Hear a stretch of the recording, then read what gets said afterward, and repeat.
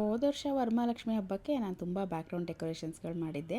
ಅದನ್ನೆಲ್ಲ ನೀವು ತುಂಬ ಇಷ್ಟಪಟ್ರಿ, ಪ್ರೀತಿನೇ ತೋರಿಸಿದ್ರಿ. ಸೊ ಈ ಸಲನೂ ಡೆಕೋರೇಷನ್ ವೀಡಿಯೋಸ್ ಬೇಕಾ, ಬೇಕಿದ್ರೆ ಯಾವ ಥರ ಬೇಕು ಅಂತ DM ಮಾಡಿ. ನಾನು ಆದಷ್ಟು ನಂಗೆ ಮಾಡೋಕ್ಕಾದರೆ ಮಾಡಿ ತೋರಿಸ್ತೀನಿ. ಮತ್ತು ಗ್ರೀನ್ ಮ್ಯಾಟ್ ಬಳಸಿ ಮಾಡೋದು, ಗ್ರೀನ್ ಮ್ಯಾಟ್ ಇಲ್ಲದೆ ಹೇಗೆ ಡೆಕೋರೇಷನ್ ಮಾಡೋದು, ಸ್ಟ್ಯಾಂಡ್ ಇದ್ದು ಹೇಗೆ ಮಾಡೋದು, ಸ್ಟ್ಯಾಂಡ್ ಇಲ್ಲದೆ ಹೇಗೆ ಮಾಡೋದು, ಎಲ್ಲ ಥರ ಮಾಡಿ ತೋರಿಸೋಣ ಅಂತ ಪ್ಲ್ಯಾನ್ ಮಾಡ್ಕೊಂಡಿದ್ದೀನಿ. ಅದೆಷ್ಟಾಗುತ್ತೋ ಅಷ್ಟು ನಾನು ಎಕ್ಸಿಕ್ಯೂಟ್ ಮಾಡ್ತೀನಿ. ಇವಾಗ ಇಲ್ಲಿ ನಾನು ಲಕ್ಷ್ಮೀ ವಿಗ್ರಹ ಇಡೋಕ್ಕೆ ಮಾಡಿ ತೋರಿಸ್ತಾ ಇದ್ದೀನಿ. ಎಲ್ಲ ಕಾಯಿನ್ಗಳು ಅಂಟಿಸಿ, ಇದಕ್ಕೆ ನಾನು ಹಾಟ್ ಗ್ಲೂ ಯೂಸ್ ಮಾಡಿದ್ದೀನಿ.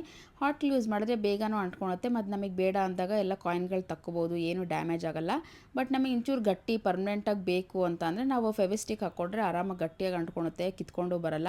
ಇದನ್ನು ₹5 ಇಲ್ಲ ₹10 ಕಾಯಿನಲ್ಲಿ ಮಾಡಿದ್ರು ಚೆನ್ನಾಗಿ ಕಾಣುತ್ತೆ. ಆವಾಗ ಒಳಗಡೆ ಬೇಸ್ ನಾವು ಹಿತ್ತಾಳೆ ಬೌಲು ಇಲ್ಲ ಅಂದರೆ ಡಿಮಾರ್ಟಲ್ಲೆಲ್ಲ ಗೋಲ್ಡನ್ ಬೌಲ್ ಥರ ಸಿಗುತ್ತೆ, ಅದಕ್ಕೆ ಅನಿಸಿದ್ರೆ ಫುಲ್ಲು ಒಳ್ಳೆ ಲುಕ್ ಬರುತ್ತೆ. ಇದು ಹೇಗೆ ಕಾಣ್ತಾ ಇದೆ ಅಂತ ಕಮೆಂಟ್ ಮಾಡೋದು ಮರಿಬೇಡಿ. ಇನ್ನೂ ಒಳ್ಳೆ ಡೆಕೋರೇಷನ್ ವೀಡಿಯೋಸ್ಗೆ ನನ್ನ ಪೇಜ್ನ ಫಾಲೋ ಮಾಡೋದು ಕೂಡ ಮರಿಬೇಡಿ. ಆದಷ್ಟು ಶೇರ್ ಮಾಡಿ ಮತ್ತು ಲೈಕ್ ಮಾಡಿ. ಮತ್ತೆ ಮುಂದಿನ ವೀಡಿಯೋದಲ್ಲಿ ಸಿಗೋಣ. ಅಲ್ಲಿವರೆಗೂ ಬಾಯ್.